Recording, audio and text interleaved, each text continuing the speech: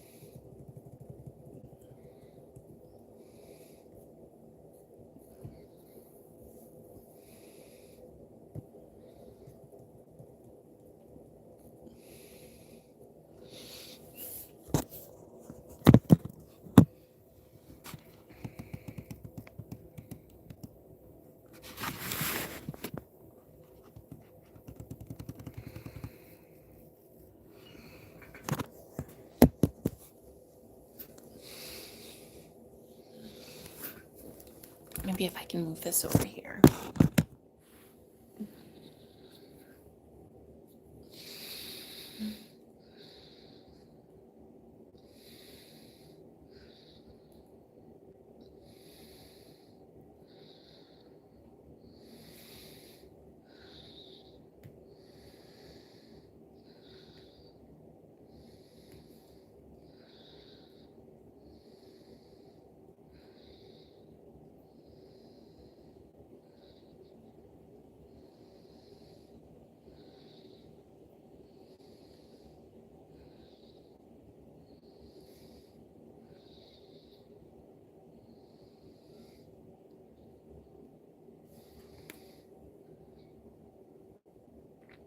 Hello.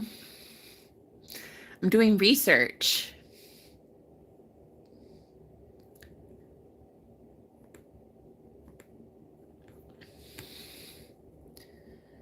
Social media and social relationships setting layers of intimacy.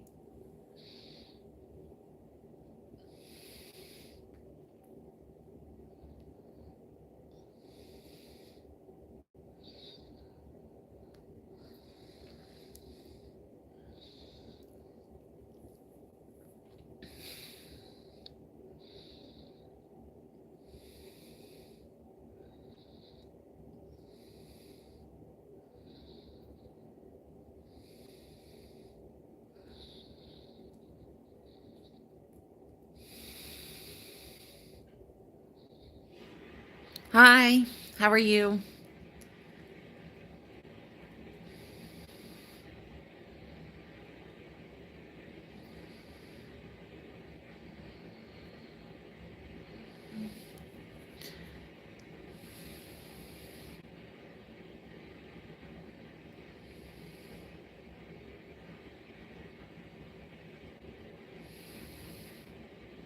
I do. You were on yesterday.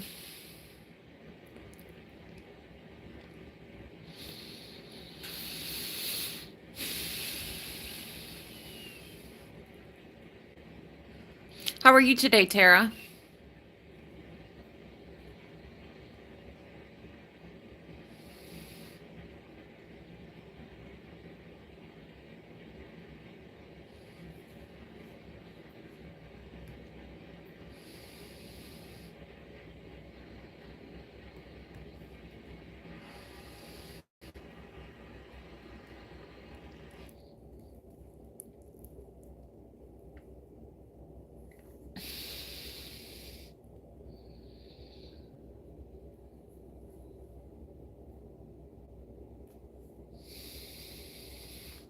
Visual material on social media. That's an interesting article. Let's look at that. I'm perusing JSTOR. I love JSTOR. It's an academic paper website.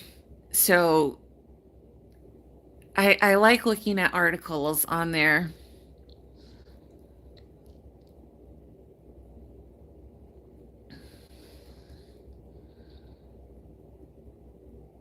I'm good. I skipped yoga tonight because I was watching a video.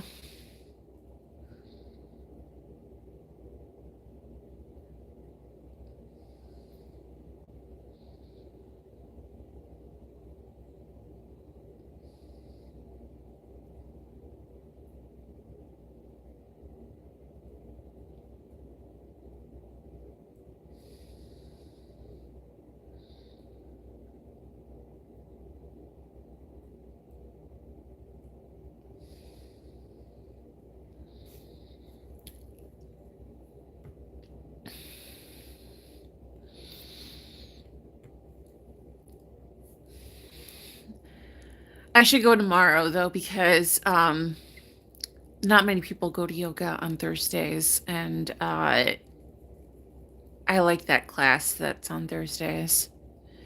But, I go pretty regularly, so I try not to skip too much. It's just that I've been really tired. So I've just been kind of taking a break this week. Trends in media use. That's from 2008.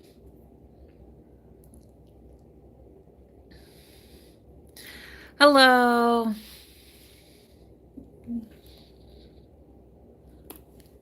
Uh, what should I search? What do you want to know about?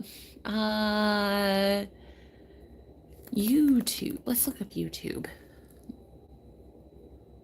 2020.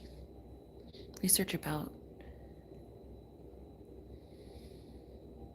I said hi, Tara.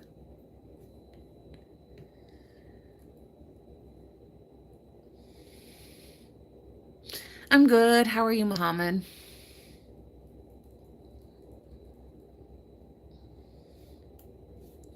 That's from 2020.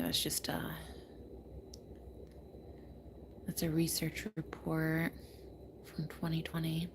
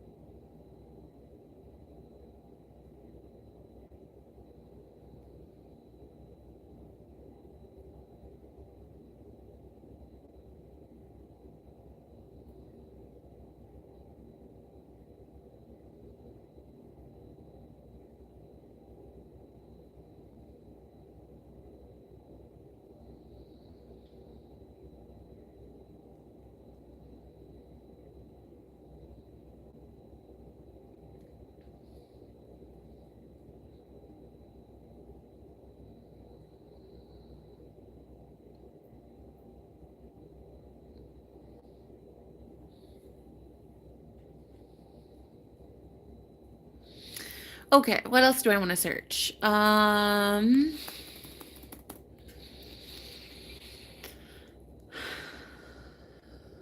I want to search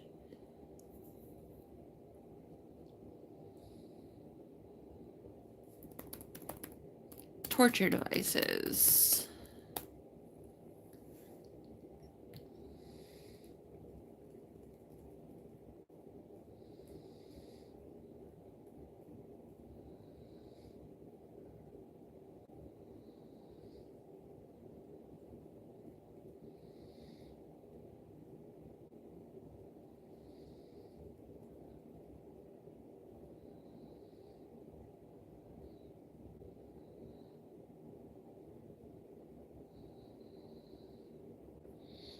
The Mad Woman in the Attic. Single and Psycho, How Pop Culture Created the Unstable Single Woman. On Boxing Day, 1851, Charles Dickens sacrificed an evening at the pantomime in favor of paying visit to London's St. Luke Hospital for the insane to observe their festive dance around the Christmas tree. It was pitch black out when he arrived, and he found the hospital ward eerily quiet. He was cautious about what he expected to see, given the history of these places with their restraints and torture devices dressed up as cures, and said he was struck by the festive jollity about the ball, not just the proceeding with great spirit, but great decorum. Writing up his visit in the magazine Household Words, partly as a means of encouraging others to care for those who are poor and suffering, but also readers a flourish of his style. He painted an image on some of the characters there, including a brisk, vain, pippin-faced little old lady, a quiet young woman, and almost well soon to be going out. He also observed that insanity is more prevalent among women than among men. Female servants are, as well known, more frequently afflicted with lunacy than any other class of persons. According to the British Census of 1871, for every 1,000 male inmates in the asylum, there were 1,182, with former servants making up the largest group. The number of women working as domestic servants rose by a third between 1851 and 1884. And alongside the sheer drudgery of the work, there was an expectation that they should grant their employer sexual favors. Given the power imbalance, it must have been impossible to say no with the scarcity of contraception, and they ran the risk of falling pregnant and catching sexually transmitted infections. If this became a problem for the employer, the easy solution was to place them in an asylum where they would be out of sight and out of mind. There's a similarity to how Monica Lewinsky was treated over 100 years later, seduced by a powerful man who sought to hide his own sins by dismissing her as mad and ensuring she was shunned by society.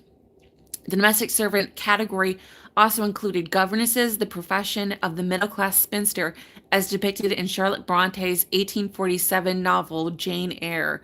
Not only were they financially vulnerable, but as single women, governesses didn't have the support of their husband who could speak for them. Charlotte Bronte and her author sisters Emily and Anne lived a humble life in their father's Yorkshire parsonage, knowing that their poverty would make it difficult for his daughters to marry. He equipped them with the skills to teach. When Charlotte received a marriage proposal from Reverend Henry Nussey, she considered it carefully. She asked herself, do I love him as much as a woman ought to love a man she marries? And knowing the answer, she turned him down.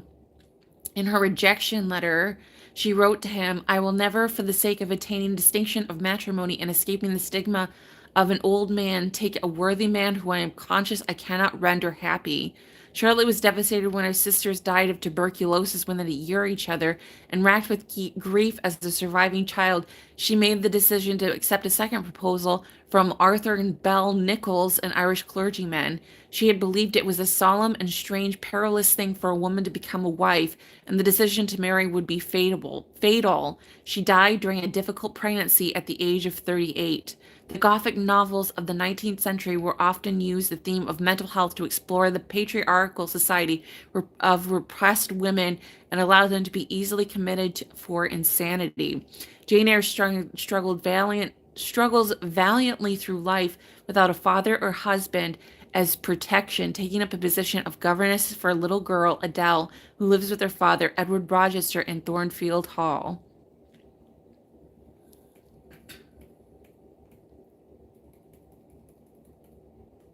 It goes on. Mad Woman in the Attic.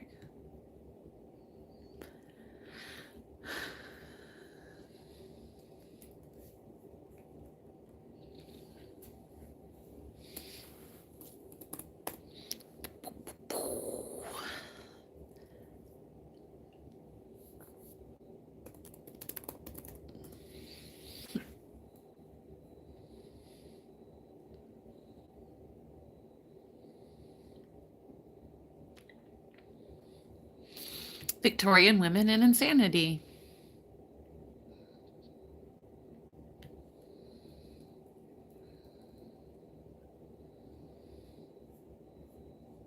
Oh.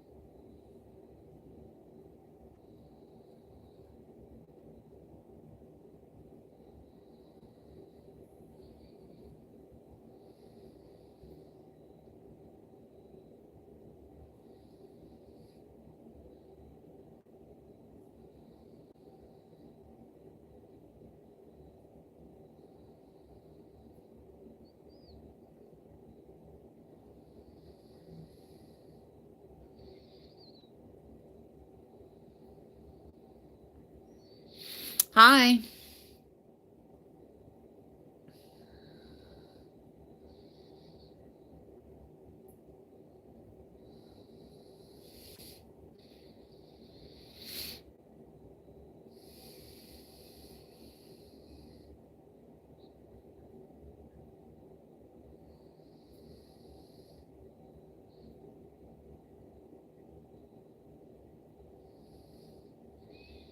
I'm always alone. Dun dun dun. I'm reading articles on JSTOR.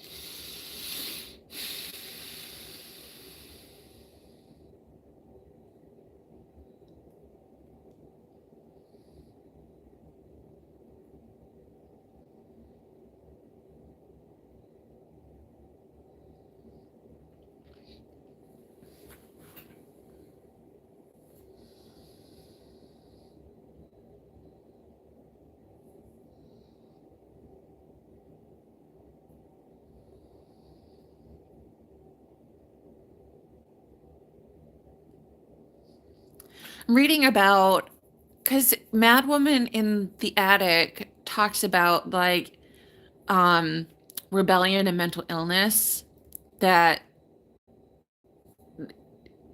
it was talking about like in Jane Eyre mental illness was that the wife in the attic was like a sense of rebellion as mental illness. But this article um, is talking about how insanity isn't subversive, that it's disabling, and that it's so.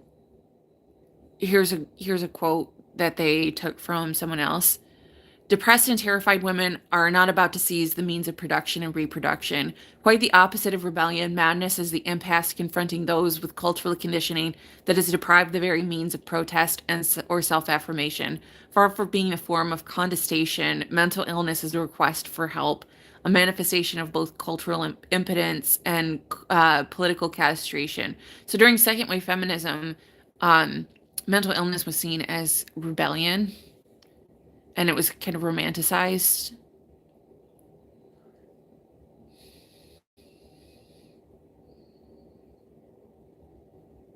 So it's like a history of like the feminist movement.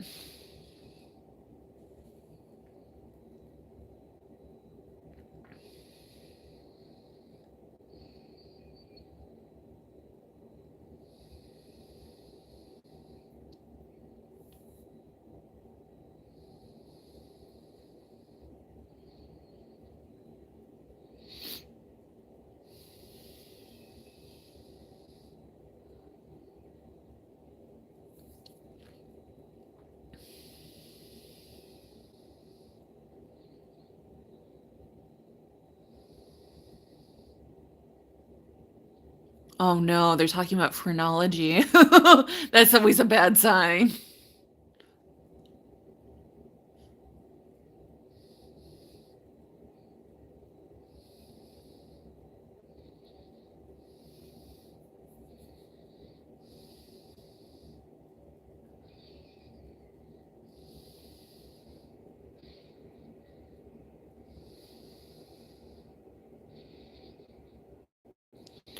Oh, they talk about Celine. I've read that book.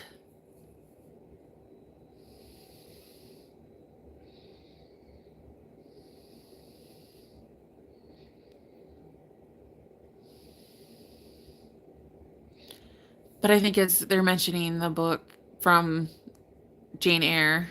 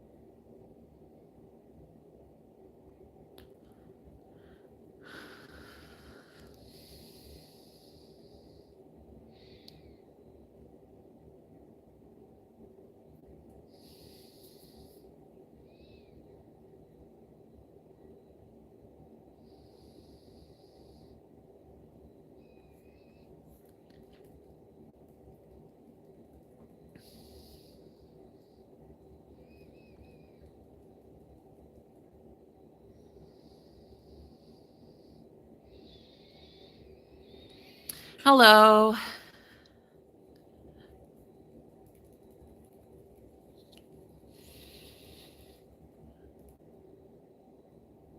That's pretty good. Pretty good article.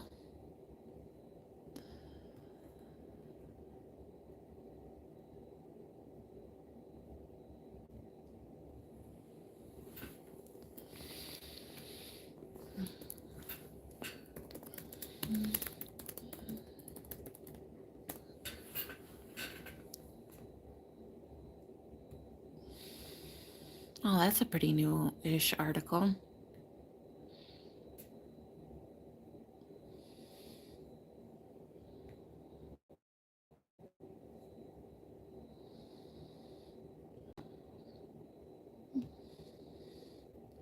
Online misogyny, a challenge for digital feminism.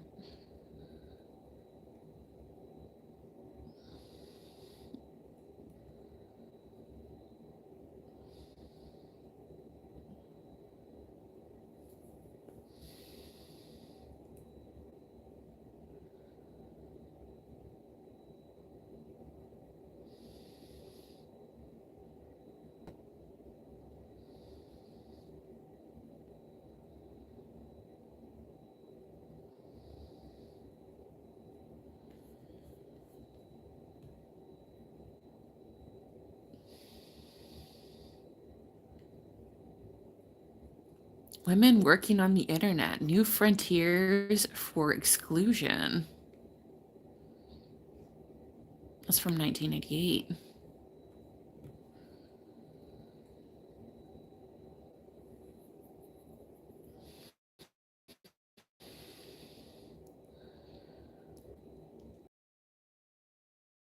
WWW. This is real written in 1998.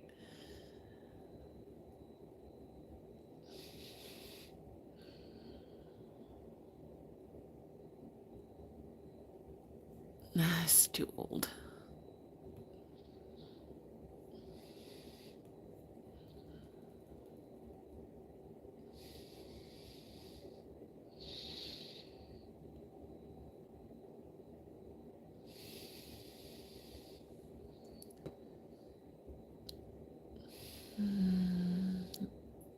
Anything newish?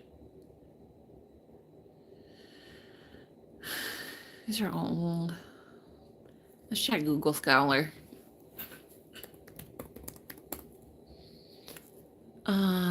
Women and the internet.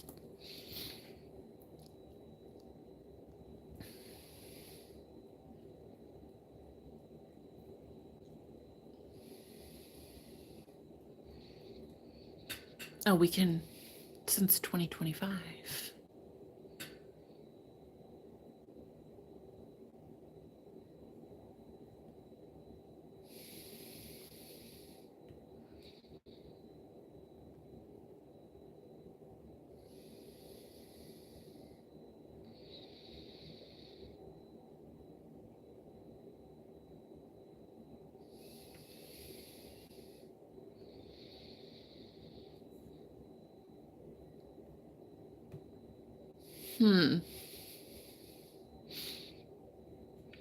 Mapping subnational gender gaps in internet and mobile adoption using social media types. Hello.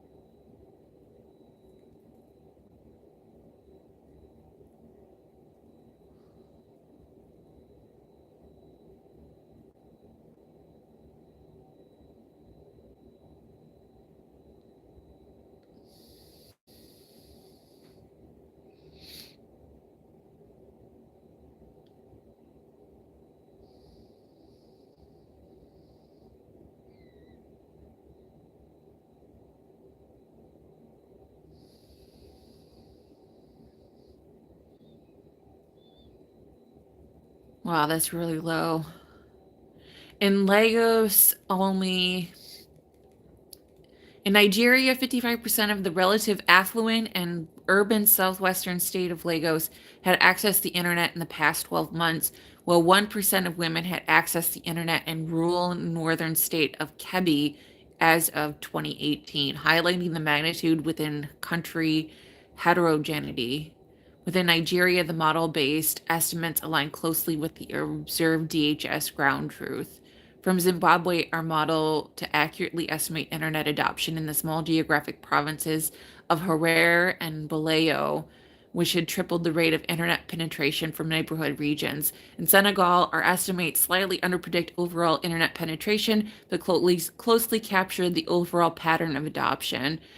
Figure 3J shows within countrywide distribution of Pearson correlation coefficient R, and figure 3K shows within country distribution the means absolute error within our predictions, the ground truth standard.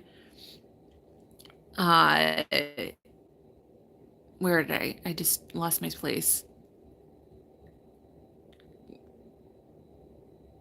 CAPS overall adoption shows countrywide distribution of the Pearson correlation coefficient, and figure 3K shows the country within country distribution of mean absolute error between our predictions and the ground truth using both standard tenfold cross validation and local CV. After demeaning values by country and pool subnational units, correlations between observed and predicted values range between 0.49 and 0.81.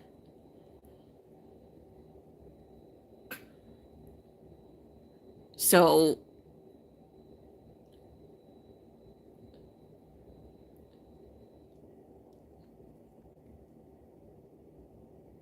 about 48% of men use the internet. 40% of the women use the internet. Mobile is 31%, and 31% of men use mobile, and 23% of women use mobile adoption. Wow, that's pretty low. As of 2018.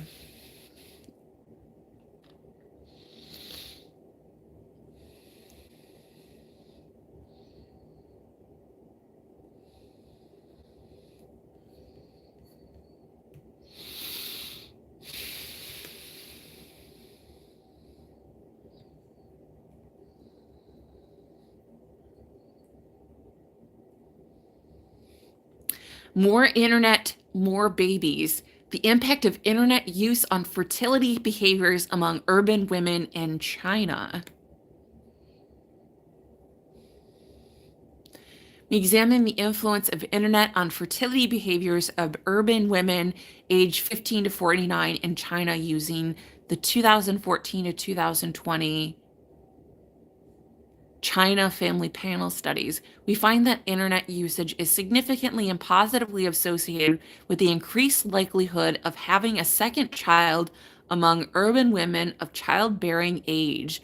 The impact of internet usage on fertility behavior is heterogeneous across regions as well as household registration and education level of women. Workplace flexibility and entrepreneurship may serve as possible mechanisms in which internet usage contributes to fertility women's behaviors of having a second child.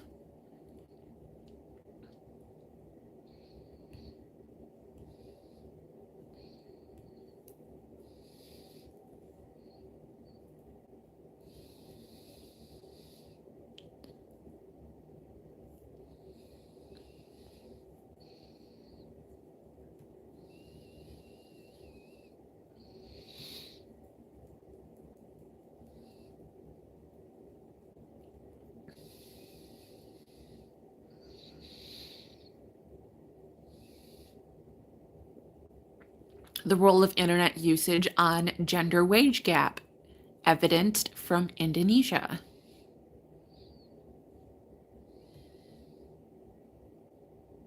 Hello again, Tara. Hello, Leslie. Oh, did I download an article?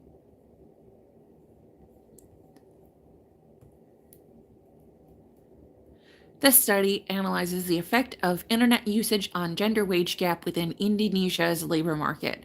From data from 2022 National Labor Force Survey, Sekernas, which research employs robust least square regression, quantile regression, and Oxycona blinder decomposition method to assess the differential effects of internet usage on wages across genders. The findings indicate that internet usage in main jobs significantly increases wages for both men and women, while also narrowing the gender wage gap, which varies by income level and job type. This effect is more pronounced in white-collar jobs among high-income groups compared to blue-collar jobs and middle-income jobs groups. Additionally, the study underscores the unexplained factors, including discrimination, play a significant role in perpetuating the gender wage gap. Hello, Reese.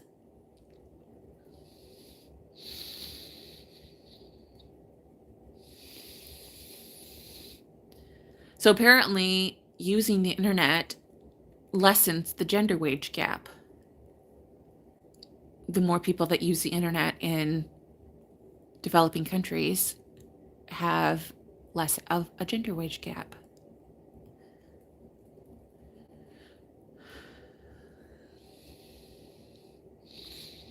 But there's still discrimination.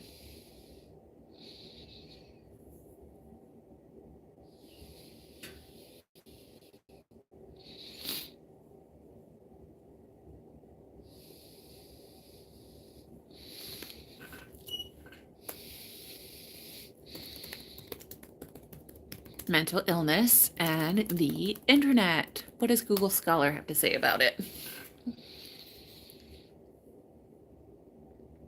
Ooh, here's a fun one. Patterns of internet use in people diagnosed with severe mental illness. Qualitative interview study. Let's find out about what they have to say about that. Abstract. Background. People with severe mental illness, SMI. Ooh, there's a fancy acronym for it. Face profound health inequalities, which may be exacerbated by increased rates of digital exclusion, especially as health services move to online provision. The activities that people carry online can affect how they feel about the internet and may determine whether a person has positive or negative experience while using the internet. This, in turn, could affect their mental health. To support people with SMI in digital technology and internet safely, it is important to understand the internet and digital technology use of those with SMI and their perceived positive and negative impact on their mental health. This study aimed to explore the internet and digital technology of use of those with SMI, with particular focus on any association between greater use of internet and poorer self-reported mental health. Results. Participant experiences fell into three broad categories: those who had a positive or neutral internet-based experience, those who had a negative or difficult experience, and low users or those with poor digital literacy. Those who had positive or neutral experiences can be broken down into two subcategories. First, those with positive or neutral experiences of the internet who were in similar terms of activities participated in, felt reported and their concerns about the internet. And second, conscious users who were mindful of their interactions with the internet world. Participants with difficult experiences fell into two categories: those with worries and fears related to those using the internet, and those who had difficulty limiting their internet use. Oh. So if you had problems with the internet, it was because you were worried about using the internet or you couldn't limit your internet use. Conclusions. People with SMI, similarly, the general population, are expected to conduct more of their activities of daily living online in the post-pandemic world. This research shows that most internet users with SMI have positive or neutral experiences. However, our typology reveals that subgroups of the population with SMI for whom there is a relationship between internet use with difficult feelings.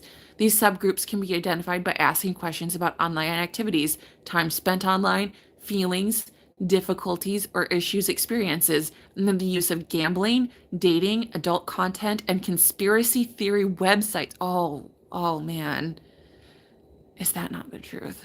Our findings point to further work in collaboration with people with lived experience to modify and test this typology.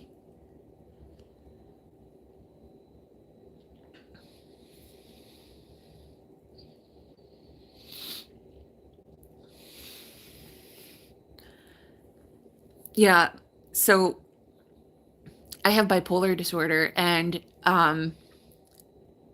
they're like, it's I find that a lot of people with mental illness fall into like conspiracy theory websites or conspiracy theory videos or like tarot videos. Tarot video. I fell into tarot videos for like over a year, and that's just as bad as conspiracy theory websites. Like, if because it's sort of like kind of it's sort of like, oh, there are people out to get you, or like there are people who are, and it's like vague statements, but it feels like a conspiracy.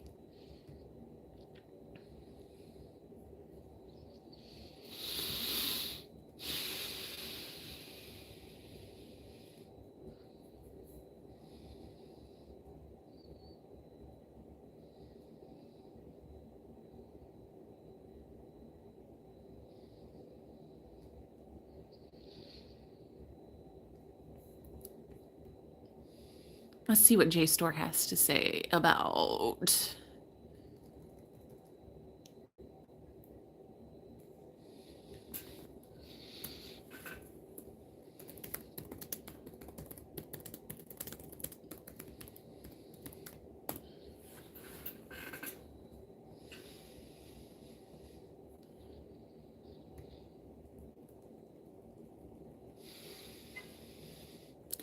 Hang on, I'll be right back. I have to go to the bathroom.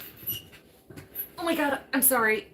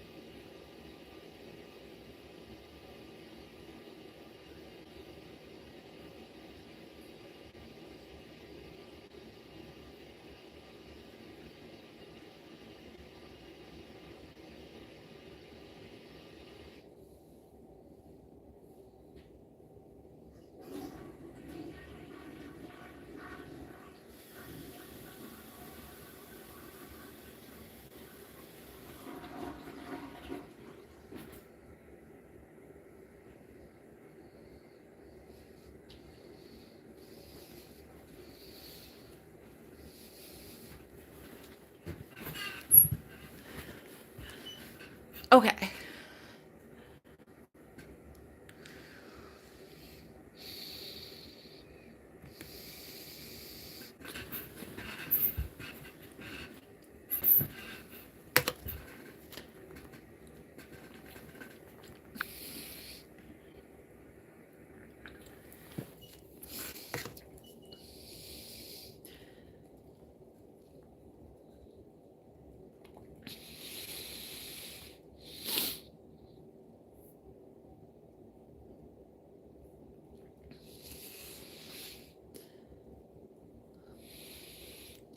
Ooh, that's a cool article. Viewing popular films about mental illness through a sociological lens. That's fun.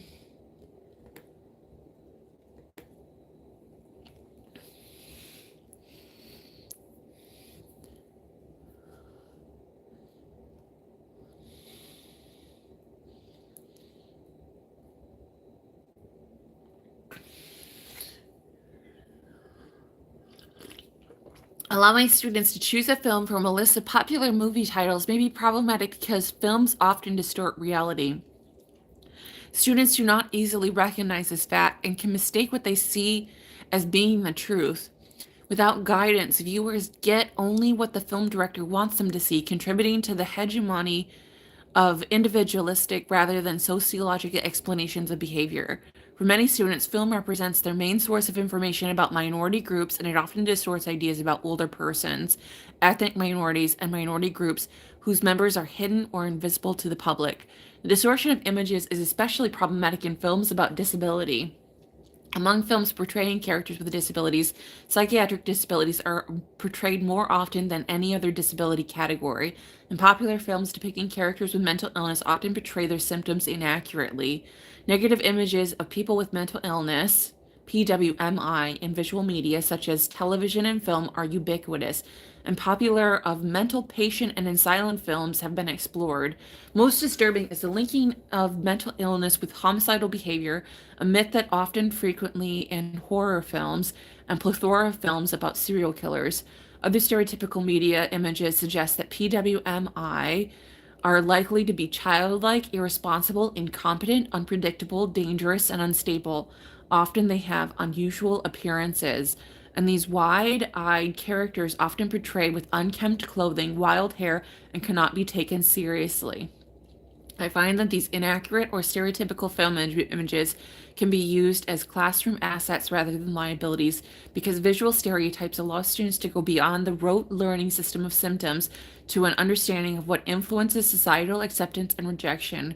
Learning the symptoms of mental disorders is necessary but insufficient in the sociology of illness classes of mental illness class.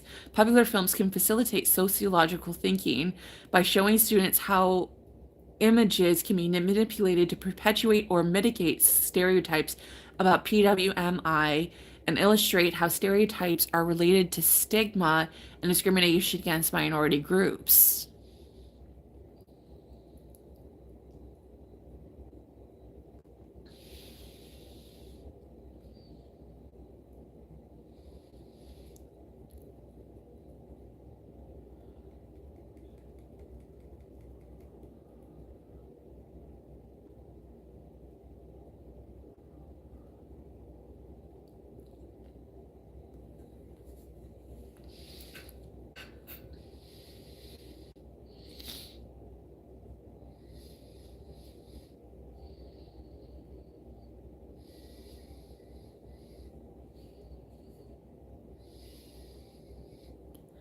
A film is appropriate and included on the list of titles if it falls into one of the following categories. A film features a main character with a specific diagnosis or disorder, for example, schizophrenia as diagnosed in A Beautiful Mind, or obsessive compulsive disorder as diagnosed in As Good as It Gets. A feature film where a character has no specified illness labeled as or diagnosis, but is receiving treatment for a mental disorder. For example, When a Man Loves a Woman, portraying alcohol dependence. A Number three, a film makes no mention of a diagnostic label, but portrays a mental main character with deviant behavior along with psychiatric terminology, asylum settings, and props such as straitjackets. For example, One Flew Over the Cuckoo's Nest or Francis. Rather than separating a list into film titles into these three categories, however, I provided only an alphabetical list. See Appendix A. Students then have to research the filmography of their course packet and explore the content of various films in order to make the selections. Disability is the most ubiquitous of disabilities portrayed in film. Students surprised at the staggering number of options at a teachable moment generates discussion why this may be the case. Although some students may want to choose recent box office hit for the assignment, filmography offers numerous options, including film titles most students have never seen. By using different film titles, the instructor can help students avoid parroting one another's ideas and produce original work.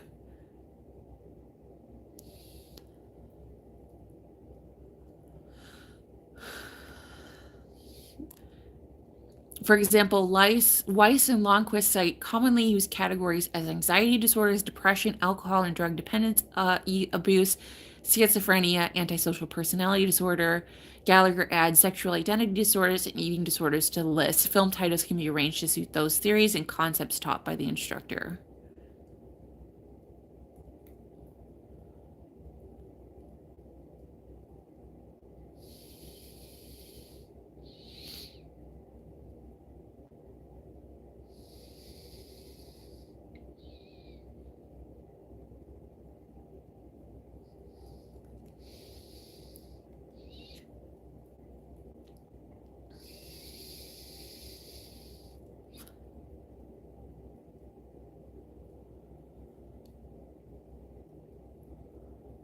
Student participation in this exercise was enthusiastic from the start.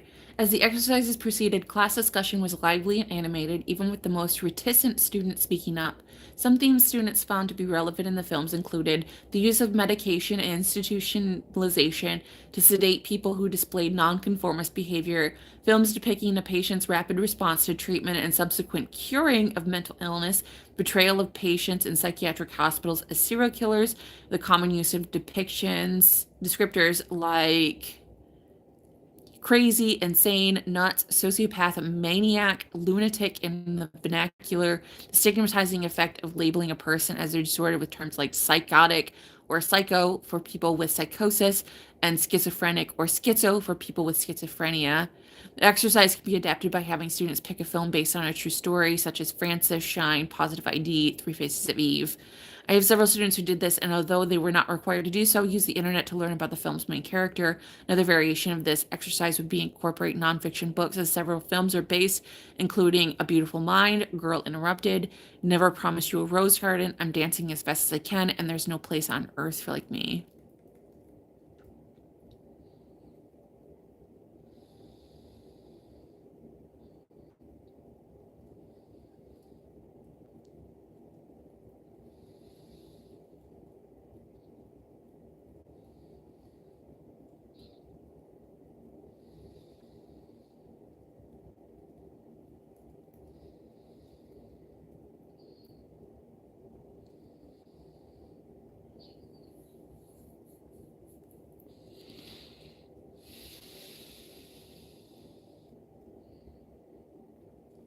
Conclusion. College students gain the most of their knowledge about mental illness from the various media sources. Media representations are often criticized for their unrealistic portrayal of psychiatric disorders, the negative stereotypes, images they provide, and the myths they perpetuate about mental illness. Popular films not only reflect cultural beliefs about PWMI, but affect them. Because film with psychiatric themes are so numerous, film-based assignments on them have been used in psychology, education, and mass communication courses at colleges around the United States. In a sociology course, it makes sense to use rather than avoid stereotypes as presented in film, such as a process enabling students to question attitudes and beliefs that have developed as consumers of mass media. Using the strategy described here, produce a measurable increase in students' level of understanding of basic concepts used to explain mental illness. Mass media, particularly feature films, provide information about minority groups, but that information is inaccurate. It serves students well to correct their vision by learning how to view these cultural artifacts critically. Oh, that's a lot of movies.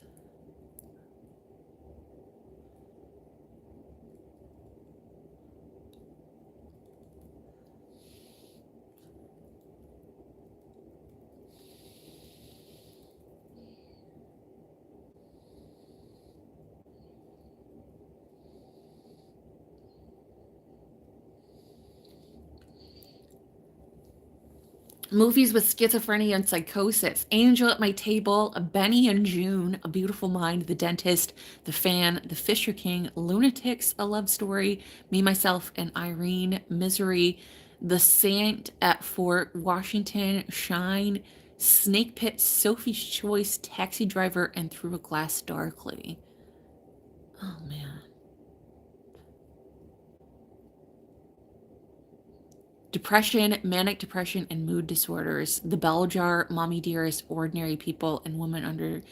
This, they call it manic depression. I guess this must be old because it used to be. It's called bipolar disorder now.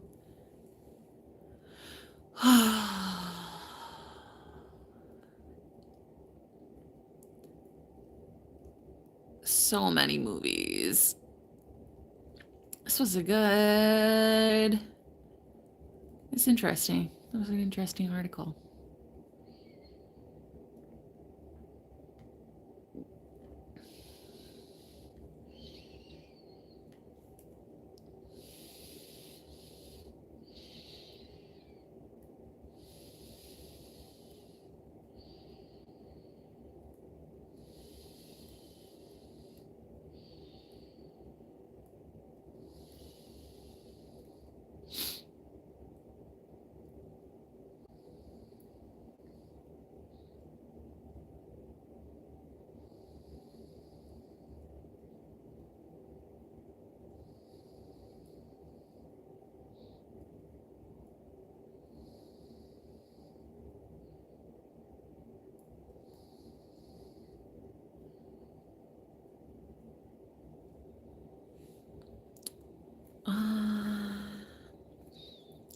going to stay on a little bit longer.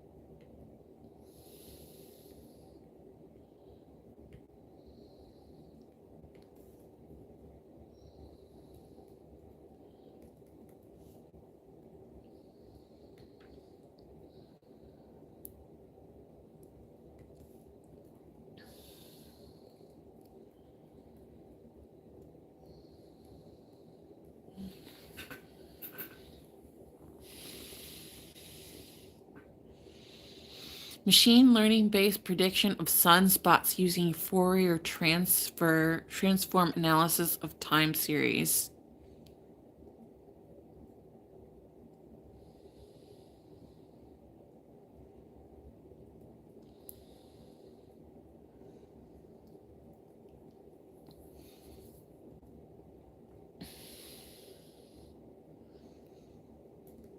Sorry, I'm looking at astronomy stuff.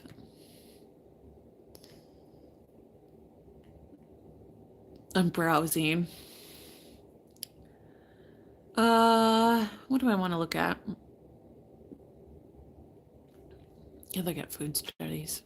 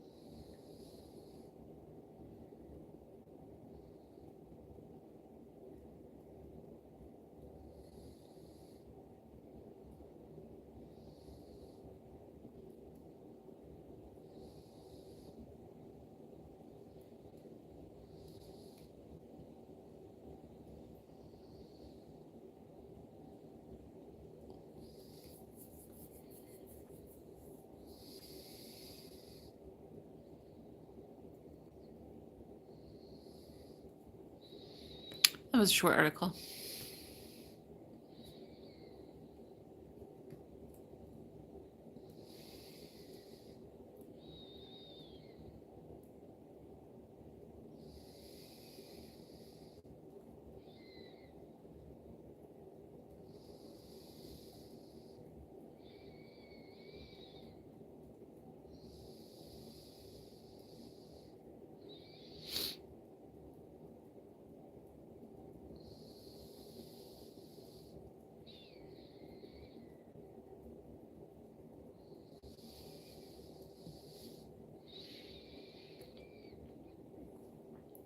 Okay, I'm gonna jump off because I have to get ready for bed.